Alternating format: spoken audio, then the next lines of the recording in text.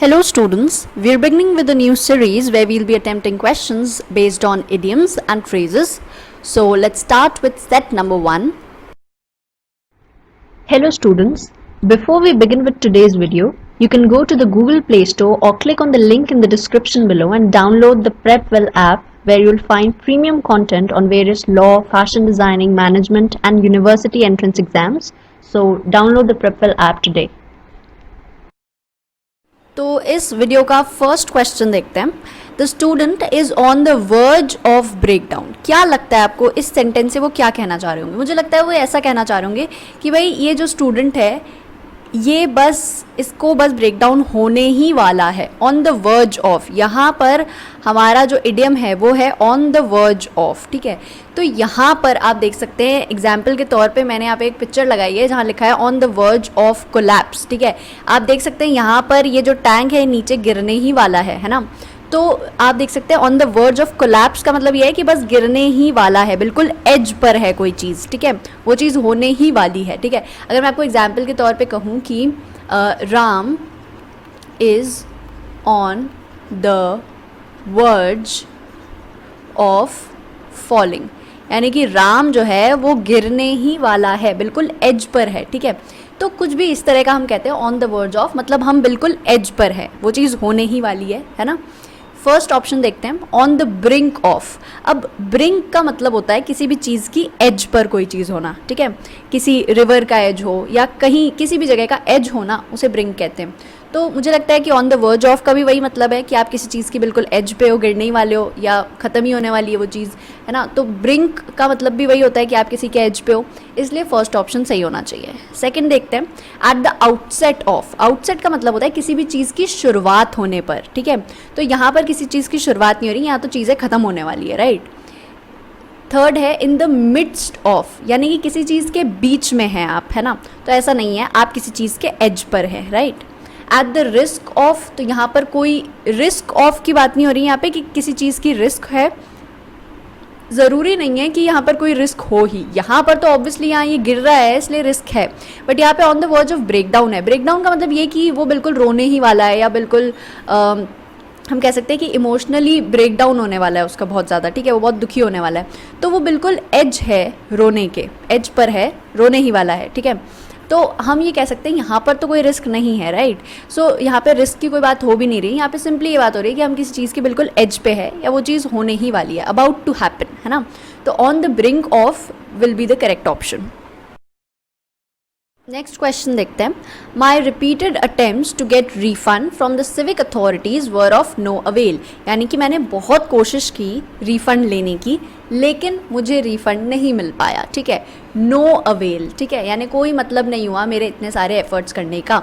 जैसे कि यहाँ पर मैंने एक पिक्चर लगाई है, यहाँ लिखा है I tried to get this meme popular but to no avail, यानी कि मैंने बहुत कोशिश की इस मीम को पॉपुलर करने की लेकिन मेरे सारे एफर्ट्स जो है वो बेकार चले गए, ये मीम पॉपुलर नहीं हो पाया. ठीक है, तो सीधी सी बात है, हम ये कहना चाह रहे हैं कि आपके जो एफर्ट है वो वेस्ट हो जाए. ठीक है, या कोई काम के ना रहे या बेकार हो जाए, है ना. तो यहाँ पे ऑफ नो अवेल इडियम है हमारा. ठीक है, देखते हैं इसका क्या मतलब हो सकता है. फर्स्ट है अनसक्सेसफुल, तो ऑब्वियसली आप अनसक्सेसफुल हैं, लेकिन इस इडियम का मतलब ये नहीं कि आप अनसक्सेसफुल हुए हैं. इस इडियम का मतलब ये है कि आप जो है आपने एफर्ट्स किए लेकिन वो बेकार हो गए आपके. ठीक है, जो एफर्ट्स थे वो बेकार हो गए. सो अनसक्सेसफुल तो हो नहीं सकता.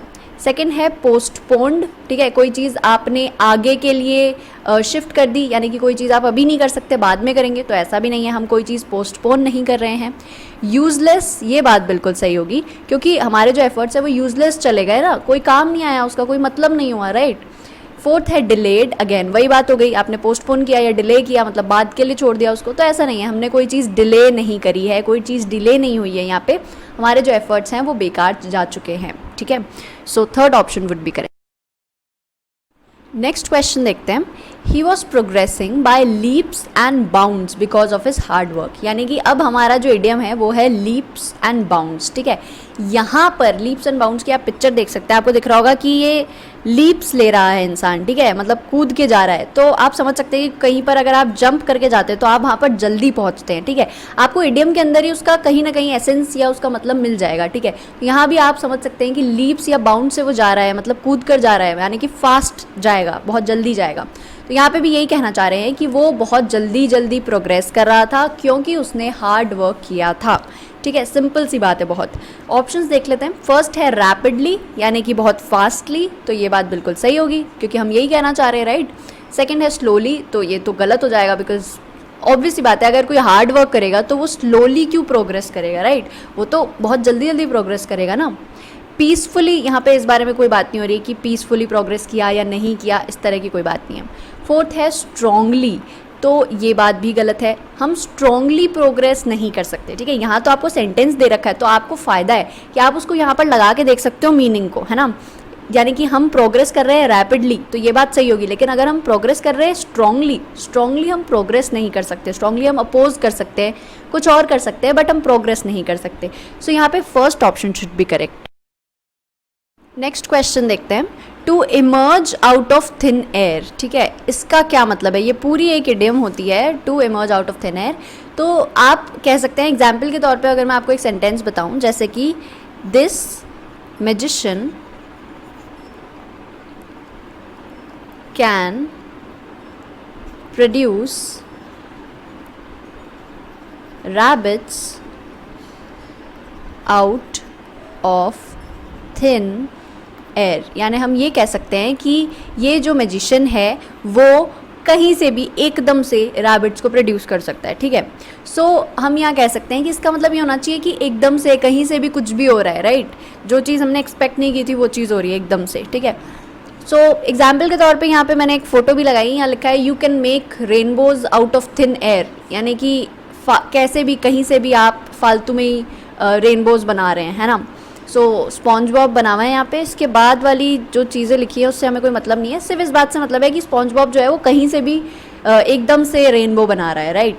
सो ऑप्शंस देखते हैं। फर्स्ट है अपीयर सडनली, ये बात जो है मुझे लगता है सही होनी चाहिए क्योंकि आप सडनली कोई चीज़ कर रहे हो, एकदम से कोई चीज़ हो रही है ना। सो first option should be correct. Second देखते हैं डिसेंड ग्रेजुअली, यानी कि नीचे उतरना, ठीक है।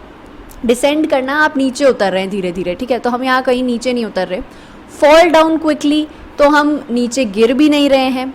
एंटर फ्रॉम स्पेस, तो स्पेस से नहीं आ रहे हैं हम, एकदम से कहीं से भी आ रहे हैं, राइट, ठीक है। आउट ऑफ थिन एयर, तो एकदम से आ रहे हैं कहीं से भी, ठीक है।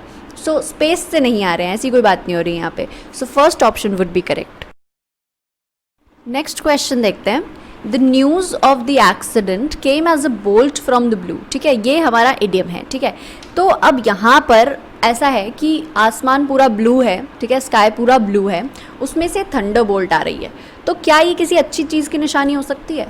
नहीं हो सकती, राइट। आप यहाँ पे पिक्चर भी देख रहे हैं, आसमान पूरा ब्लू है, ठीक है, आप बिल्कुल नहीं सोच रहे कि अभी थंडरबोल्ट आ सकती है या बारिश आ सकती है, बट थंडरबोल्ट आ गई, ठीक है।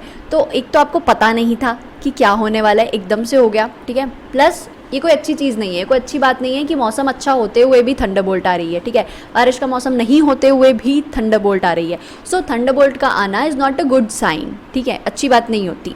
सो यहाँ पर एक्चुअली में इडियम का हम खुद अपने हिसाब से मतलब निकाल रहे हैं ताकि हमें याद रहे, ठीक है। सो यहाँ पे भी हम ये कह सकते हैं कि कोई ऐसी चीज़ हो रही है, कोई बुरी चीज़ हो रही है जिसका हमें बिल्कुल अंदाज़ा नहीं था कि वो चीज़ हो जाएगी, क्योंकि स्काई तो ब्लू दिख रहा था हमें, लेकिन एकदम से थंडरबोल्ट आ गई, है ना। तो हमें लगा था सब कुछ अच्छा चल रहा है ज़िंदगी में, लेकिन कुछ बुरा हो गया एकदम से, ठीक है।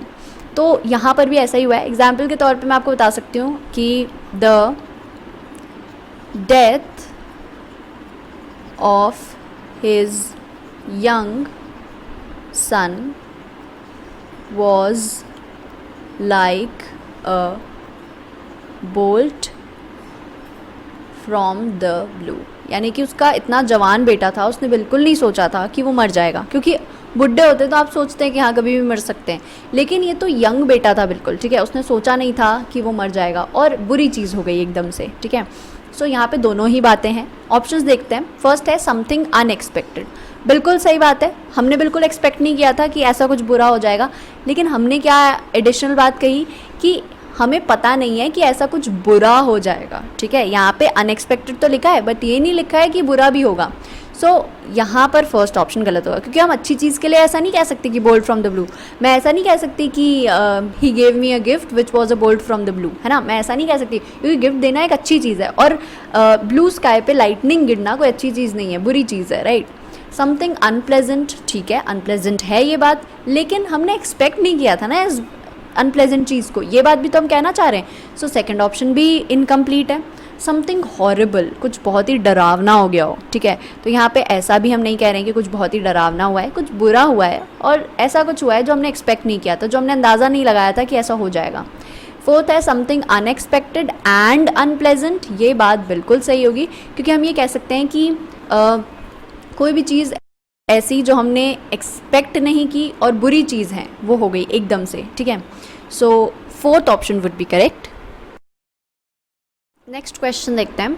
The story of the train accident as narrated by one of the survivors made my skin crawl, यानी हम यहाँ कह सकते हैं, ये कहना चाह रही है कि एक्चुअली में एक ट्रेन एक्सीडेंट हुआ था, तो इसकी जो पूरी स्टोरी है वो एक सर्वाइवर ने बताई थी उसको, तो जब उसने वो बताई तो उसे सुनकर वो इतना बुरी तरह से सहम गई कि उसकी स्किन क्रॉल करने लगी, ठीक है। या हम ये कह सकते हैं कि उसको बहुत अजीब लगने लगा, हम कह सकते हैं बहुत डर गई, उसकी फट गई भयंकर तरीके से, ठीक है। यहाँ पे सिर्फ डरने की बात नहीं हो रही है, उसकी फट गई, ठीक है, क्योंकि आप ऑब्वियसली किसी एक्सीडेंट के बारे में सुनते हो तो आपको लगता है कि शिट ऐसा मेरे साथ भी तो हो सकता है, ठीक है, तो उस तरह से आपकी स्किन क्रॉल कर जाती है, ठीक है। यहाँ पर आप देख सकते हैं फोटो में लिखा है to make you feel afraid और फुल ऑफ डिस्गस्ट, ठीक है, ज़रूरी नहीं है आप डरे ही, आपके अंदर डिस्गस्ट भी आ सकती है, ठीक है। सो अगर मैं जैसे एग्जाम्पल के तौर पे ये कहूँ कि snakes make my skin crawl, तो इसका सिर्फ यही मतलब नहीं हो सकता कि स्नेक्स जो है वो डरावने हैं, इसका ये मतलब भी हो सकता है कि मुझे बहुत वो डिस्गस्टिंग से लगते हैं, ठीक है। सो ऑप्शंस देखते हैं। फर्स्ट है थ्रिल्ड मी, मुझे मज़ा आ गया ये स्टोरी सुन के, ऑब्वियसली गलत बात है ना, कोई ट्रेन एक्सीडेंट सुन के आपको मज़ा तो आएगा नहीं। सेकंड है हॉरिफाइड मी, हॉरिफाइड का एग्जैक्टली यही मतलब होता है कि आप एकदम से शॉक में आ गए हो, आप एकदम से डर गए हो थोड़े से, है ना, उस तरह की फीलिंग्स आपके अंदर आ गई हो। सो मुझे लगता है सेकंड ऑप्शन करेक्ट होना चाहिए, क्योंकि यहाँ ऐसा ही है, इस सेंटेंस के हिसाब से horrified would be the correct option. Third है एक्साइटेड मी, ऑब्वियसली बात है, एक्सीडेंट के बारे में सुन के आप एक्साइटेड कैसे हो सकते हैं। फोर्थ है फ्राइटन मी, अब आपको जो कन्फ्यूजन होगा वो हॉरिफाइड और फ्राइटन में होगा, ठीक है। अब फ्राइटन का सिंपली मतलब होता है कि आप डर गए किसी चीज़ से, ठीक है, तो यानी कि वो चीज़ आपके साथ होनी चाहिए। जैसे अगर मैं ये कहूँ कि लिजर्ड्स फ्राइटन मी, ठीक है, यानी कि लिजर्ड्स मुझे डरा देती हैं, है ना, जबकि स्किन क्रॉल का मतलब ये है कि कोई चीज़ आपको देख के ही अजीब सा लगने लग जाए, ठीक है, आपको डिस्गस्ट सी फील हो, आपको डरावा सा लगे, दोनों चीज़ें हो आपको, ठीक है। सो यहाँ पे horrified would be the correct option, ठीक है, बेटर ऑप्शन हॉरिफाइड होगा, फ्राइटन नहीं होगा। So second option would be correct. Next question देखते हैं। He has resign his job and burned his boats so far as government services concern, यानी ये कहा जा रहा है कि उसने अपने जॉब से रिज़ाइन कर दिया है, अब वो उस जॉब को नहीं करेगा, और उसने बर्न भी कर दिया उसकी बोट्स, यानी ये कह सकते हैं कि अब वो आगे जा ही नहीं सकता। अगर आप अपनी बोट को बर्न कर दोगे तो अब आपको या तो कोई नया ऑप्शन ढूंढना पड़ेगा, ठीक है, क्योंकि अब आप बोट से तो जा नहीं सकते, है ना, अगर आपको ट्रैवल करना है पानी से, अब आप बोट से तो जा नहीं सकते, या तो आप वहीं पे स्टक हो जाओगे, है ना, या हम कह सकते हैं कि आप आगे नहीं बढ़ पाओगे, या फिर आपको कोई नया ऑप्शन ढूंढना पड़ेगा, ठीक है। तो यहाँ पे हम कह सकते हैं कि वापस से हम उस बोट को नहीं पा सकते, ठीक है, जो चीज़ हमारे पास थी, अगर हमने उसको जला दिया है, उस अपॉर्चुनिटी को ख़त्म कर दिया है, तो अब वापस से वो हमें नहीं मिल सकती, ठीक है। सो यहाँ पर भी ऐसा ही है, उसने अपनी जॉब से रिज़ाइन कर दिया, तो अब उसको वापस से गवर्नमेंट सर्विस नहीं मिलने वाली है, क्योंकि उसने अपनी बोट्स को बर्न कर दिया है, समझ रहे हैं आप, मतलब गवर्नमेंट सर्विस इतनी आसानी से मिलती नहीं है, और उसने उस जॉब से भी रिज़ाइन कर दिया, तो अब उसने एक तरह से अपनी बोट्स को बर्न कर दिया है, अब उसके पास कोई ऑप्शन बचा नहीं है, ठीक है। सो हम यहाँ पे एक और एग्जाम्पल के तौर पे कह सकते हैं कि by telling lies about himself Raju burnt his boats with शाम, यानी कि राजू जो था उसने अपने बारे में बहुत सारे झूठ बोले और इस तरह से उसने श्याम के साथ उसका जो भी फ्रेंडशिप था वो पूरा ख़त्म कर दिया। अब वो वापस से रीगेन नहीं कर सकता उसको, ठीक है। फर्स्ट ऑप्शन है फेल्ट डिजेक्टेड, यानी कि उसे बुरा लग रहा हो, डिप्रेस्ड फील हो रहा हो, तो ऐसा नहीं हो सकता, वो डिजेक्टेड फील नहीं कर रहा था। एक्चुअली में उसने अपनी सारी जो भी उसके पास कोई ऑप्शन नहीं बचा था अब, ठीक है। सेकंड है ब्लास्टेड इज होप्स, होप्स ख़त्म नहीं हुई थी, जो उसके पास था वो ही ख़त्म हो गया था, ठीक है, अब उसको वापस नहीं मिलने वाला था, ठीक है, तो ऐसा भी नहीं है।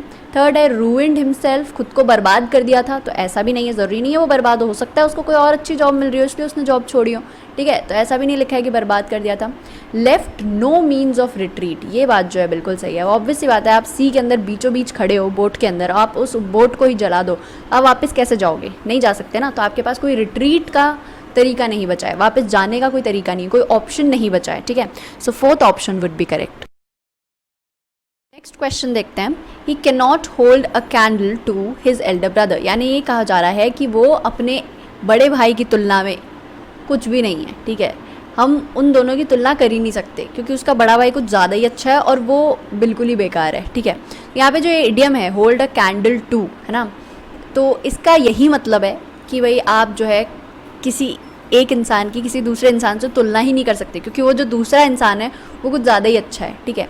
जैसे यहाँ पर ये एक मीम बना था काफ़ी टाइम पहले, 2016 की बात है, यहाँ पे मारिया शारापोवा के बारे में मीम बना था कि इन्होंने परफॉर्मेंस एनहांसिंग ड्रग्स ली थी, तो यहाँ लिखा है कि takes performance enhancing drugs still can't hold a candle to Serena Williams, यानी कि इतनी ये ड्रग्स लेती हैं परफॉर्मेंस को एनहांस करने के लिए, परफॉर्मेंस को अच्छा करने के लिए, फिर भी सेरेना विलियम्स के कंपैरिजन में ये कुछ भी नहीं है, ठीक है। सेरेना विलियम्स से इनकी तुलना भी नहीं की जा सकती क्योंकि सेरेना विलियम्स बिल्कुल बहुत ही अच्छी हैं, ठीक है, उन्होंने 23 ग्रैंड स्लैम्स जीते हैं, तो वो बहुत ही अच्छी हैं और मारिया शारापोवा कहीं अड़ती भी नहीं है उनके इतनी ड्रग्स लेने के बाद भी, ठीक है। सो ऑप्शंस देखते हैं। फर्स्ट है इक्वल टू, तो हम ये नहीं कह रहे कि वो अपने बड़े भाई से बराबर नहीं है ना, हम ये कह रहे हैं कि वो उससे हम तुलना ही नहीं कर सकते, कि वो इतना अच्छा है उसका बड़ा भाई कि उससे तुलना ही नहीं की जा सकती। सेकेंड है नॉट एज क्लेवर एज, ये भी नहीं बात हो रही क्योंकि अभी मैंने आपको एक एग्जाम्पल बताया, ठीक है। इसके अलावा अगर मैं आपको एग्जाम्पल बताऊं तो मैं ये कह सकती हूँ कि you can't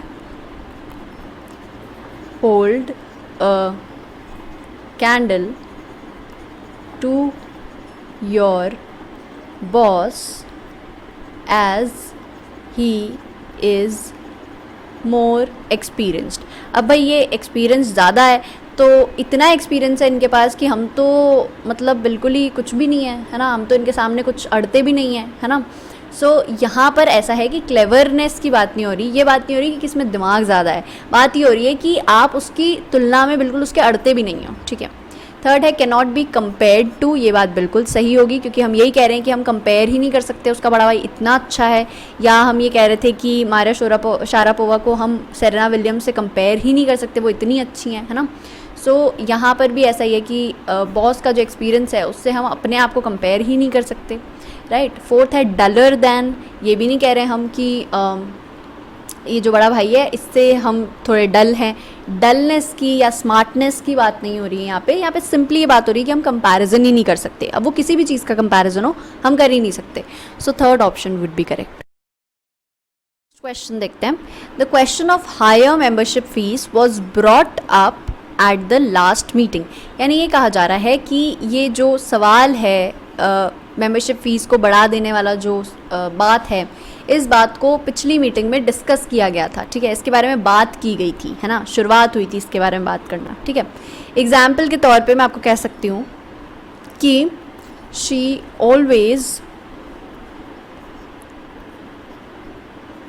brings up past fights when she is angry, ठीक है, यानी कि जब भी वो गुस्सा होती है तो वो पुरानी जो लड़ाइयाँ हैं उनको उठाने लग जाती है, ठीक है, पुरानी लड़ाइयों के बारे में बात करने लग जाती है, ठीक है। तो यहाँ पर हम यही कह रहे हैं कि किसी चीज़ के बारे में बात करना, ठीक है, शुरुआत करना उसके बारे में बात करने की, ठीक है।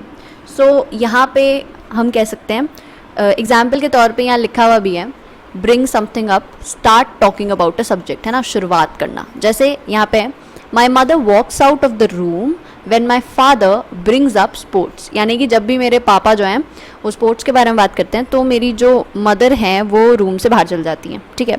सो यहाँ पर भी हम कह सकते हैं कि हमने किसी बात के बारे में बात करना शुरू किया है, ठीक है।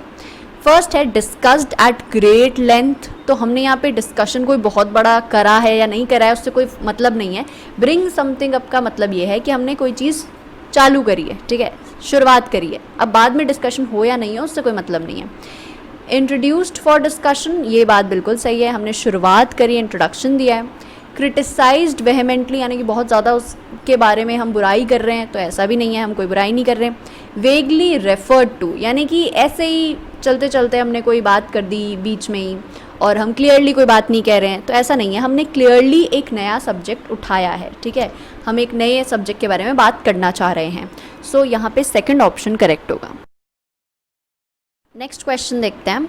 His arguments cut no ice with me, यानी ये कहा जा रहा है कि वो जो भी बातें बोल रहा है, जो भी आर्ग्यूमेंट्स दे रहा है, उससे मुझे कोई फ़र्क नहीं पड़ता, ठीक है। वैसे ही अगर मैं आपको एक और एग्जाम्पल दूँ, जैसे अगर मैं ये कहूँ कि his flattery cuts no ice with Seema, यानी कि सीमा जो है उसको इस बंदे की फ्लैटरी से कोई फ़र्क नहीं पड़ता, ठीक है।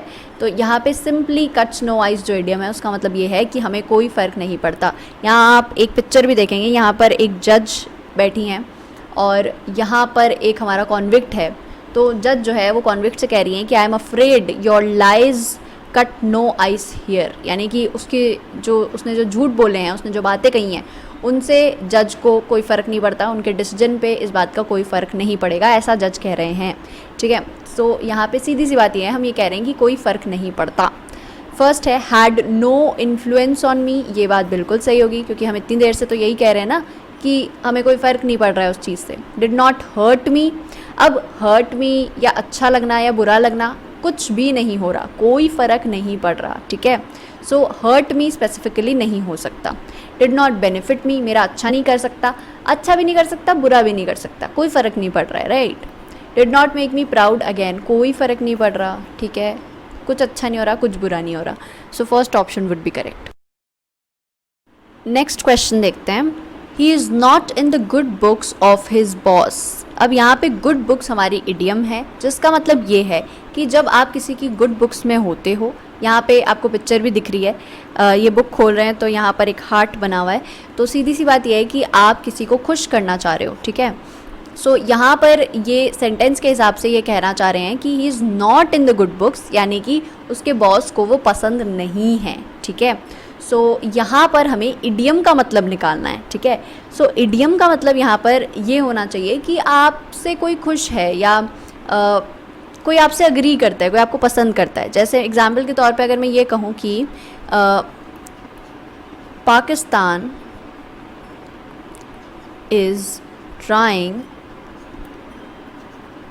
To get into the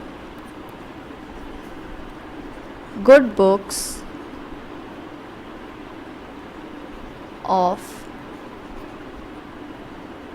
China, यानी कि पाकिस्तान जो है वो चाइना की गुड बुक्स में आने की कोशिश कर रहा है, यानी कि उसको प्लीज़ करने की कोशिश कर रहा है, उसको बहलाने की कोशिश कर रहा है, ठीक है, ताकि वो उसको कोई बेनिफिट दे सके, ठीक है, उसको खुश करने की कोशिश कर रहा है, ठीक है।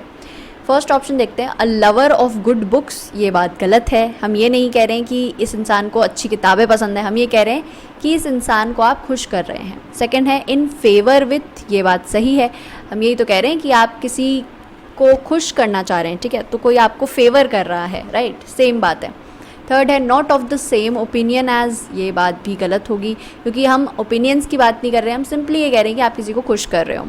फोर्थ है एज गुड एज, ये बात भी गलत है, हम ये नहीं कह रहे कि आप उतने ही अच्छा बनना चाहते हो जितना कि सामने वाला इंसान है, नहीं, हम ये कह रहे हैं कि आप सामने वाले इंसान को खुश करना चाह रहे हो किसी भी तरह से।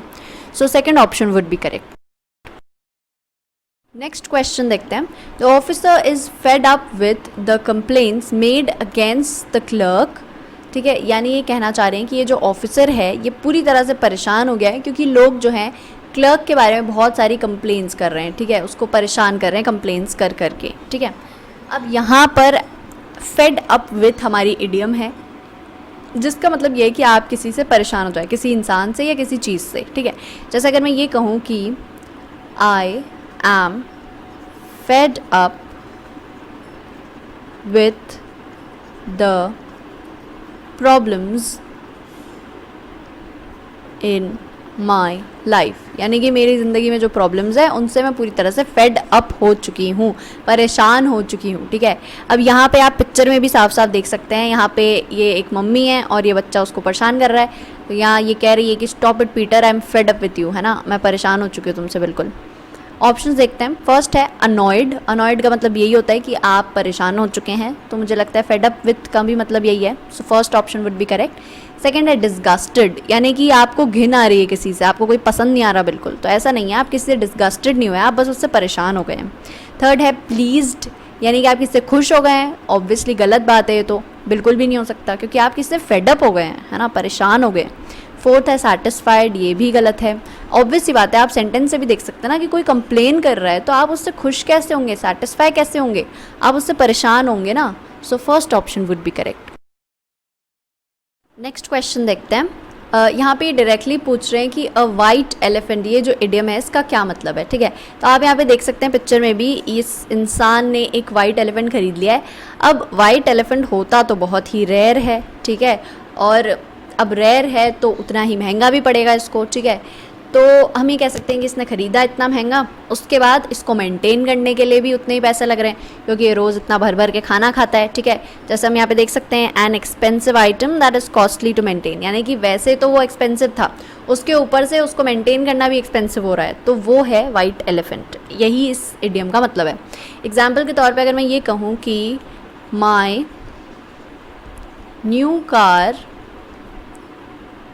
has proved to be a white elephant, यानी मैं ये कहना चाह रही हूँ कि मैंने नई कार खरीदी, वो खुद इतनी महंगी थी, उसके बाद उसको मेंटेन करने में भी मुझे बार बार पैसे लगाने पड़ रहे हैं, ठीक है, बार बार वो ख़राब हो जाती है तो मुझे बार बार उस पर पैसे लगाने पड़ते हैं। तो यहाँ पे हम कह सकते हैं कि वाइट एलिफेंट का यही मतलब है कि हमने ख़रीदा भी तब भी बहुत एक्सपेंसिव पड़ा, उसको मेंटेन करना भी और ज़्यादा एक्सपेंसिव हो गया, ठीक है। फर्स्ट ऑप्शन देखते हैं, रेयर स्पीशीज़ ऑफ एलिफेंट्स, तो यहाँ पे एलिफेंट्स की बात नहीं हो रही है, ठीक है। एलिफेंट तो हमने एग्जाम्पल के तौर पे बताया है कि यार वाइट एलिफेंट बहुत महंगा होता है, एक्सपेंसिव होता है ना, लेकिन नॉर्मली जैसे यहाँ पे मैं अगर कार की बात कर रही हूँ, ठीक है, तो कार एक एलिफेंट नहीं है, ठीक है। कार के बारे में हम ये कह रहे हैं कि वो बहुत कॉस्टली भी थी और उसको मेंटेन करना उतना ही ज़्यादा एक्सपेंसिव हो गया, तो फर्स्ट ऑप्शन तो गलत हो गया। सेकेंड है एन एक्सपेंसिव गिफ्ट, तो पहली बात गिफ्ट की कोई बात नहीं हो रही है, हम ये कह रहे हैं सिंपली हमने कोई चीज़ खरीदी है, वो एक्सपेंसिव थी और उसको मेंटेन करना भी एक्सपेंसिव है, तो सेकंड ऑप्शन भी गलत जाएगा। थर्ड है a costly but useless possession, ये बात जो है बिल्कुल सही होगी, क्योंकि हमने इतनी एक्सपेंसिव चीज़ खरीद तो ली बट वो यूजलेस हो गई ना अब, क्योंकि हमें उसे मेंटेन करने के लिए भी इतने पैसे लगाने पड़ रहे हैं, कोई काम की नहीं रही वो हमारी। फोर्थ है अ वर्थलेस थिंग, ठीक है, तो ये बात जो है हम कह सकते हैं कि बिल्कुल भी कोई चीज़ काम की ही नहीं है, ठीक है, वर्थलेस, उसका कोई मतलब ही नहीं है। तो ऑब्वियस सी बात है, वाइट एलिफेंट का मतलब यही है कि उसका कोई मतलब नहीं है, उसका कोई काम नहीं है, लेकिन हम यहाँ कह रहे हैं कि ये चीज़ एक्सपेंसिव भी है तो बेकार की, कोई काम भी नहीं आ रही है, बट ये चीज़ एक्सपेंसिव भी पड़ रही है हमको, ठीक है। जैसे हम यहाँ पे कह सकते हैं कि ये जो नई कार थी वो हमारे ज़्यादा कुछ काम नहीं आ रही थी, फिर भी मेंटेनेंस में हमें पैसे लगाने पड़ रहे थे। वैसे ही जैसे ये जो वाइट एलिफेंट है, अब वाइट एलिफेंट क्या काम कर सकता है, आपको कोई पैसे थोड़ी ना ला के दे सकता है ना। सो हम यहाँ कह सकते हैं कि कॉस्टली पड़ा वाइट एलिफेंट, फिर भी ये कोई काम नहीं आया और ऊपर से हमें इसको मेंटेन करने के लिए पैसे भी लगाने पड़े। सो ये यूजलेस हो गया, कॉस्टली भी था और यूजलेस भी था, सो third option would be correct. Next question देखते हैं। यहाँ डायरेक्टली पूछा गया है कि इस इडियम का क्या मतलब है, इन्स एंड आउट्स। तो यहाँ पिक्चर में देख सकते हैं ये शीप अंदर जा रही है और फिर बाहर निकल रही है, तो हम इससे कह सकते हैं कि इसे अंदर जाने का भी रास्ता पता है और बाहर निकलने का भी रास्ता पता है।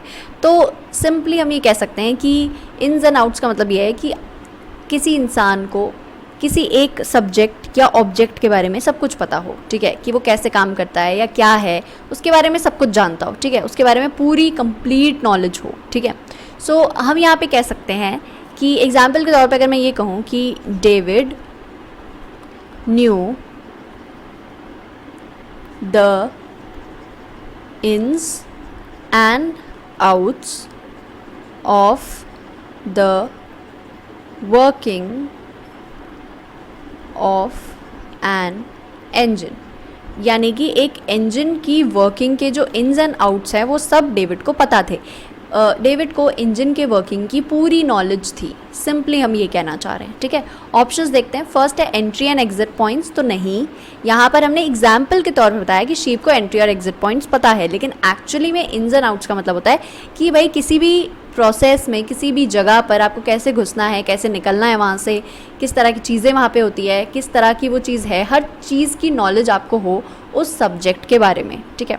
सो यहाँ पे फर्स्ट ऑप्शन गलत होगा। सेकंड है फुल डिटेल्स, ये बात बिल्कुल सही है, हम यही कह रहे हैं कि आपको पूरी तरह से नॉलेज हो किसी भी चीज़ के बारे में। थर्ड है टैक्टिकल मूव्स, यानी कि आप टैक्टिक्स लगा रहे हो, आप अलग अलग आइडियाज़ लगा रहे हो, तो ऐसा भी नहीं है, आप टैक्टिक्स नहीं लगा रहे हैं यहाँ पे।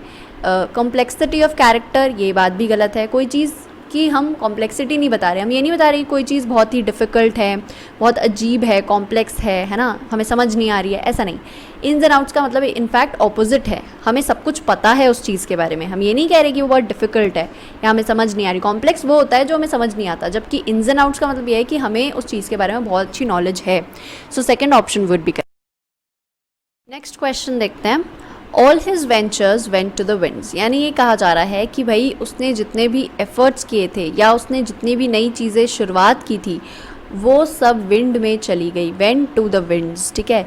अब यहाँ पे आप एग्जाम्पल के तौर पे इस फोटोग्राफ में देख सकते हैं, यहाँ पे लिखा रहा है there's another hour gone on email, यानी कि ईमेल पढ़ने में ही 1 घंटा चला गया, ठीक है। So all this time went to the winds, यानी हम ये कह रहे हैं कि ये जितना भी टाइम ईमेल पढ़ने में जो है ख़त्म हो गया पूरी तरह से, ठीक है, वेस्ट हो गया हम कह सकते हैं। वैसे अगर मैं ये कहूँ कि this project will go to the winds if it is not approved by the CEO, यानी कि अगर CEO ने अप्रूव नहीं किया तो ये पूरा प्रोजेक्ट विंड्स में चला जाएगा, ख़त्म हो जाएगा, ठीक है। फर्स्ट ऑप्शन है डिसिपेटेड, ये बात बिल्कुल सही होगी क्योंकि हम यही तो कह रहे हैं, डिसिपेट करने का मतलब यही होता है कि कोई चीज़ ख़त्म हो जाना पूरी तरह से। सेकेंड है स्प्रेड ऑल ओवर, फैल जाना, नहीं, हम ये नहीं कह रहे कि कोई चीज़ फैल गई है। थर्ड है got speed of the winds, तो स्पीड में भी नहीं आई है, हम कह रहे हैं ख़त्म हो गई है वो चीज़, बिकेम वेल नोन, अगेन ये भी गलत है, हम सिंपली कह रहे हैं कि जो भी एफर्ट्स थे हमारे वो पूरी तरह से ख़त्म हो गए, वेस्ट हो गए हैं, है ना। So dissipated would be correct. Next question देखते हैं। Don't worry about the silly row, it was just storm in a tea cup, यानी ये कहा जा रहा है कि इस बेकार सी लड़ाई के बारे में ज़्यादा मत सोचो, ज़्यादा परेशान मत हो, क्योंकि ये एक स्टॉर्म थी टी कप के अंदर, ठीक है। अब टी कप के अंदर स्टॉर्म आ सकती है, आप ऐसा सोच सकते हैं, नहीं आ सकती, राइट। सो सीधी सी बात यह है कि बहुत छोटी सी बात थी जिसको हमने खुद ने बड़ा बना दिया, जैसे हम हिंदी में नहीं कहते राई का पहाड़ बना देना, ठीक है। तो वही चीज़ हुई है कि हमने किसी छोटी सी बात को बहुत ज़्यादा इंपॉर्टेंस दे दिया है या बहुत ज़्यादा हम परेशान हो रहे हैं उस चीज़ के लिए, ठीक है। सो यहाँ पर भी यही कहा जा रहा है। एग्जाम्पल के तौर पे अगर मैं ये कहूँ कि I am not worried about the latest health checkup, it's just a storm in a tea cup, यानी कि ये जो हेल्थ चेकअप है इसके अंदर ये चीज़ों को बढ़ा चढ़ा के बताते हैं, ठीक है। ज़्यादा कुछ इंपॉर्टेंट बात होती नहीं है, फालतू में उसको बढ़ा देते हैं छोटी सी बात को, तो मैं इसके बारे में बिल्कुल भी परेशान नहीं हूँ, ठीक है। सो यहाँ पे हम कह सकते हैं छोटी सी बात को बड़ा करना, यही इस इडियम का मतलब है। फर्स्ट है important matter dealt with ease, ये बात गलत है, हम ये नहीं कह रहे कि ये मैटर इंपॉर्टेंट है, ये बिल्कुल भी इंपॉर्टेंट मैटर नहीं है, लेकिन हम इसको इंपॉर्टेंस दे रहे हैं। हॉट टी बीइंग सर्व्ड, ये बात भी गलत है। कमोशन ओवर ट्रिवियल मैटर, ये बात जो है बिल्कुल सही होगी, क्योंकि ट्रिवियल मैटर का मतलब यही तो होता है कि छोटा मोटा मैटर है, ज़्यादा कोई बड़ी बात है नहीं, उस पर हम इतना कमोशन क्रिएट कर रहे हैं, ठीक है। कन्फ्यूजन एंड केओस, ये बात भी गलत है, हम कन्फ्यूज़ नहीं हैं, हम यहाँ पे लड़ाइयाँ नहीं कर रहे हैं, सिंपल सी बात है, छोटी सी बात को हम बहुत बड़ा कर रहे हैं। So third option would be correct. Question देखते हैं. The Rajput warriors set their face against the invader. यानी हम ये कह सकते हैं कि यहाँ पर इडियम है सेट देयर फेस अगेंस्ट. ठीक है, तो यहाँ हम कह सकते हैं इसका मतलब ये होगा कि एक तरह से जो राजपूत वॉरियर्स थे ये इन्वेडर्स के अगेंस्ट खड़े थे. यानी कि यहाँ पिक्चर में भी आप देख सकते हो, यहाँ पर ये जो राजपूत वॉरियर है ये लड़ रहा है इनसे, इन्वेडर्स से. ठीक है, सो हम ये कह सकते हैं कि किसी के अगेंस्ट फेस करना यानी कि उनसे लड़ना या उनको अपोज करना. ठीक है, सो एग्जाम्पल के तौर पे अगर मैं ये कहूँ कि her parents set their faces against her eloping. यानी कि ये जो बच्ची है ये भाग गई थी, तो इसके जो पेरेंट्स हैं ये इसके बिल्कुल अगेंस्ट थे या इस बात को इन्होंने बहुत ज़्यादा अपोज़ किया कि वो भागने वाली है या भाग गई है. इस तरह की बात हो रही है यहाँ पे. तो हम ये कह सकते हैं किसी भी चीज़ को हम अपोज़ करते हैं बहुत ज़्यादा या उसके अगेंस्ट हम कुछ एक्शन लेते हैं, तो हम ये इडियम इस्तेमाल कर सकते हैं कि set their face against. First है बिकेम एनिमीज़. ये बात गलत है. ठीक है, आप इस केस में कह सकते हो कि यहाँ पे वॉर हो रहा है तो वो एनिमीज़ बन गए थे, लेकिन यहाँ पेरेंट्स की जब बात हो रही है तो वो एनिमीज़ थोड़ी ना बने, वो बस एक एक्शन ले रहे हैं उसकी गलती के against. Right. Turned away from, ये बात गलत है. हम किसी से टर्न अवे नहीं हो रहे. ठीक है, उनको छोड़ के नहीं जा रहे. फेस्ड डिफ़िकल्टी, ये बात भी गलत है. हमने यहाँ कोई डिफ़िकल्टी फेस नहीं करी है ना, हम किसी के अगेंस्ट कुछ एक्शन ले रहे हैं. फोर्थ है अपोज्ड स्ट्रांगली. ये बात बिल्कुल सही है, हम किसी को अपोज कर रहे हैं, हमने यही कहा है. नेक्स्ट क्वेश्चन देखते हैं. Syria is currying favour with America. यानी कि करिंग फेवर जो है ये हम कह सकते हैं कि एक इडियम है, और करिंग फेवर आप इस पिक्चर से बिल्कुल सही तरह से समझ सकते हैं. यहाँ लिखा है I know you just feeding me this delicious Indian food because you want me to produce your new movie. यानी कि ये लोग जो हैं ये इनको करी खिला के इनसे फेवर चाह रहे हैं. ठीक है, आप इस तरह से इडियम का मतलब समझ सकते हैं कि भाई ये इनके साथ कुछ अच्छा करके या इनको खुश करके अपने लिए फेवर चाह रहे हैं, अपना प्रॉफिट चाह रहे हैं. ठीक है, अपने बेनिफिट के लिए इस इंसान को खुश करना चाह रहे हैं या फ्लैटर कर रहे हैं. ठीक है, फर्स्ट ऑप्शन देखते हैं प्लीजिंग. तो यहाँ पर हम किसी को खुश करना चाह रहे हैं, सिंपली खुश करना चाह रहे हैं. ठीक है, तो ऐसा नहीं है, हम अपने बेनिफिट के लिए खुश करना चाह रहे हैं. So first option would be wrong. Second है फेवरिंग. तो आप किसी को फेवर कर रहे हैं, हम किसी को फेवर नहीं कर रहे हैं, हम किसी से फेवर चाहते हैं. ठीक है, सो यहाँ पे सेकंड ऑप्शन भी गलत होगा. थर्ड है ऑब्लाइजिंग. यानी कि आपको किसी की बात को मानना ही पड़ेगा, हमेशा आप उसको ओबीडियंस दिखाएंगे, तो ऐसा भी नहीं है. हम ऑब्लाइज नहीं कर रहे किसी की बात से, हम उसको खुश कर रहे हैं, उसको फ्लैटर कर रहे हैं ताकि हमारा बेनिफिट हो. फोर्थ है इनग्रेटिएटिंग इटसेल्फ विथ. ये बात बिल्कुल सही है. इनग्रेटिएट करने का मतलब यही होता है कि आप अपने बेनिफिट के लिए लोगों को प्लीज़ करने की कोशिश कर रहे हैं, लोगों को फ्लैटर करने की कोशिश कर रहे हैं. So fourth option would be correct. Next question देखते हैं. Our principal is not a man to mince matters. ठीक है, अब यहाँ पे ये कहना चाह रहे हैं कि प्रिंसिपल जो है हमारा वो ऐसा इंसान नहीं है जो कि मैटर्स को मिन्स कर दे या मैटर्स को मिक्सअप कर दे. ठीक है, मिन्स का मतलब होता है मिक्सअप कर देना. ठीक है, जैसे यहाँ पे आप देख सकते हैं ये डिसअपॉइंटमेंट कह रही है और ये अपॉइंटमेंट समझ रहा है. ठीक है, तो कन्फ्यूजन हो रहा है. राइट, चीज़ों को ये मिक्सअप कर रहे हैं, है ना, दो अलग अलग चीज़ों को ये समझ नहीं पा रहे हैं. ठीक है, तो यहाँ पे ऑप्शंस देखते हैं. फर्स्ट है टू कंफ्यूज इश्यूज़. ठीक है, तो ये बात सही होनी चाहिए क्योंकि हम यही कह रहे हैं कि हम इश्यूज़ को मिक्सअप कर रहे हैं या कंफ्यूज हो रहे हैं इश्यूज़ के बीच में. ठीक है, सेकेंड है टू से something mildly.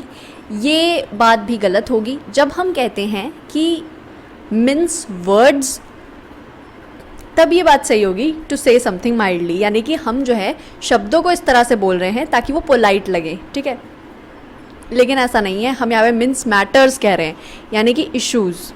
To mix everything together, नहीं, हम चीज़ों को मिक्स नहीं कर रहे हैं, हम एक्चुअली में कंफ्यूज हो रहे हैं दो चीज़ों के बीच में. टू बी वेरी मॉडेस्ट, यानी कि आप बहुत ही शाय बिहेव कर रहे हैं.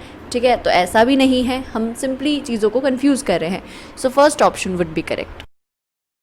नेक्स्ट क्वेश्चन देखते हैं. We tend to take for granted the conveniences of modern life. यानी कि मॉडर्न लाइफ में जो हमें सारी कंफर्टेबल चीज़ें मिली है उन्हें हम ग्रांटेड के लिए लेते हैं. ठीक है, हम उनकी वैल्यू नहीं समझते हैं. ठीक है, हम उन्हें बहुत केयरलेसली इस्तेमाल करते हैं. जैसे अगर मैं एग्जांपल के तौर पे कहूँ कि children take their parents for granted nowadays, यानी कि आजकल के जो बच्चे हैं वो अपने पेरेंट्स को फॉर ग्रांटेड देते हैं, यानी कि उनके पास एक अच्छी चीज़ है, ठीक है, उन्हें एक अच्छी चीज़ मिली है तो वो उसको केयरलेसली उनके साथ बिहेव करते हैं या इनडिफरेंट तरीके से बिहेव करते हैं। ऐसा सोचते हैं कि नहीं यार ये तो मिलना ही था हमें, है ना, ऐसी कोई बड़ी बात नहीं है हमें मिल गया तो, ठीक है। So they take things for granted, ठीक है। वो ग्रेटफुल नहीं होते उन चीज़ों के लिए कि भाई हमें ये चीज़ मिली है तो हमें थैंक यू कहना चाहिए, या इन्होंने हमारे लिए कुछ किया है तो हमें थैंक यू कहना चाहिए, ठीक है। यहाँ पर भी ऐसा ही लिखा है, टेक समबडी और समथिंग फॉर ग्रांटेड, है ना, यानी कि कोई आपको कुछ दे रहा है तो आप उससे बस ले रहे हैं, है ना, ग्रांटेड तरीके से एक्सेप्ट कर रहे हैं आसानी से, लेकिन आप कभी उसे थैंक नहीं कर रहे हैं, ठीक है। यहाँ पे लिखा है टू यूज़, एक्सेप्ट और ट्रीट इन अ केयरलेस और इनडिफरेंट मैनर, ठीक है। अब ऑप्शंस देखते हैं। फर्स्ट है टू कंसिडर, तो हम किसी चीज़ को कंसिडर नहीं कर रहे हैं, हम उसके बारे में सोच नहीं रहे हैं, हम सिंपली उस चीज़ को एक्सेप्ट कर रहे हैं विदाउट बीइंग ग्रेटफुल। सेकंड है टू एडमिट, तो हम कुछ एडमिट भी नहीं कर रहे हैं, ठीक है, हम ये नहीं कह रहे कि हाँ मैंने ये चीज़ करी है या फिर ऐसा होना चाहिए, हम किसी चीज़ को एडमिट नहीं कर रहे हैं, हम किसी चीज़ को मान नहीं रहे हैं, हम किसी चीज़ को एक्सेप्ट कर रहे हैं। थर्ड है टू एक्सेप्ट रेडिली, हाँ ये बात जो है बिल्कुल सही है, क्योंकि हम कह सकते हैं हम किसी चीज़ को आसानी से एक्सेप्ट कर रहे हैं विदाउट बीइंग ग्रेटफुल, ठीक है। टू केयर फॉर, ये बात तो बिल्कुल ही गलत होगी। यहाँ पर ये आप देख सकते हैं पेरेंट्स जो हैं उनको फॉर ग्रांटेड लेते हैं बच्चे, तो इसका मतलब ये थोड़ी होगा कि उनकी केयर करते हैं, ये है कि वो बिल्कुल केयरलेस तरीके से बिहेव करते हैं उनके साथ। So third option would be correct. Next question देखते हैं। The apple of one's eye, यानी कि हम ये कहना चाह रहे हैं, ये एक इडियम है जिसका मतलब ये है कि आपको कोई इंसान बहुत ज़्यादा पसंद हो तो वो एप्पल ऑफ योर आई बन जाता है। जैसे यहाँ पे एग्जाम्पल के तौर पे दिया हुआ है, Melanie is the apple of my eye, यानी कि ये जो बच्ची है ये इसकी मम्मी के लिए एप्पल ऑफ हर आई है, यानी कि बहुत ही पसंद है इसकी मम्मी को ये बच्ची। तो यहाँ पे इसका मतलब लिखा है समवन और something is very important to you, ठीक है, यानी कि कोई चीज़ आपके लिए या कोई इंसान आपके लिए बहुत ज़्यादा इंपॉर्टेंट होता है तो आप कहते हैं कि he is the apple of my eye और she is the apple of my eye, ठीक है। एग्जाम्पल के तौर पे अगर मैं ये कहूँ कि Sita is the apple of my eyes for she makes me proud, यानी कि सीता जो है वो मुझे हमेशा बहुत प्राउड फील करवाती है, इसलिए वो एप्पल ऑफ माई आइज़ है, यानी कि मुझे बहुत पसंद है, ठीक है।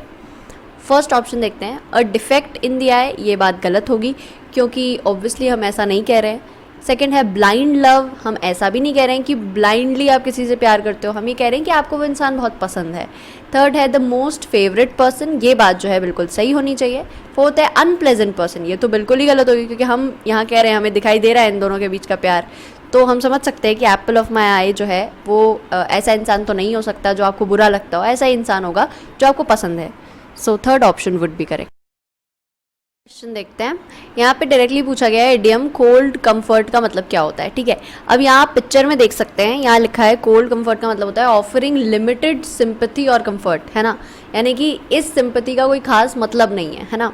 आप देख सकते हैं यहाँ लिखा है next year you will play better, ठीक है। ये इंसान जो है ऐसा कह रहा है कि भाई अगले साल तुम अच्छा खेल सकते हो, लेकिन ये बिल्कुल कोल्ड कंफर्ट की तरह है क्योंकि we need to make the play off this year, क्योंकि हमें तो इस साल प्ले ऑफ में जाना था, लेकिन ये इंसान कह रहा है कि तुम अगले साल खेल लोगे, तो ये क्या है, लिमिटेड सिंपैथी है, राइट, कंफर्ट है, जो कि एक्चुअली में कंफर्ट है नहीं, है ना, ये कोई कंफर्ट प्रोवाइड कर नहीं रहा है खास, ठीक है।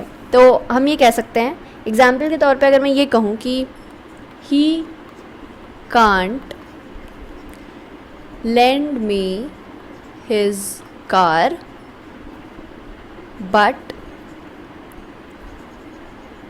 tells me where to rent one, that's cold comfort। यानी हम ये कह सकते हैं कि हमें जब ज़रूरत होती है तो वो हमें कार नहीं देता, लेकिन बता देता है कि यहाँ से तुम रेंट पे ले सकते हो कार, है ना, यानी कि वो एक्चुअली में कोई मदद कर नहीं रहा है, एक्चुअली में कोई कंफर्ट नहीं दे रहा है, एक्चुअली में कोई सिंपैथी शो नहीं कर रहा है, लेकिन वो बस एक हम कह सकते हैं थोड़ी बहुत लिमिटेड सिंपैथी शो कर रहा है, ठीक है, तो इसे हम कोल्ड कंफर्ट कहते हैं, राइट।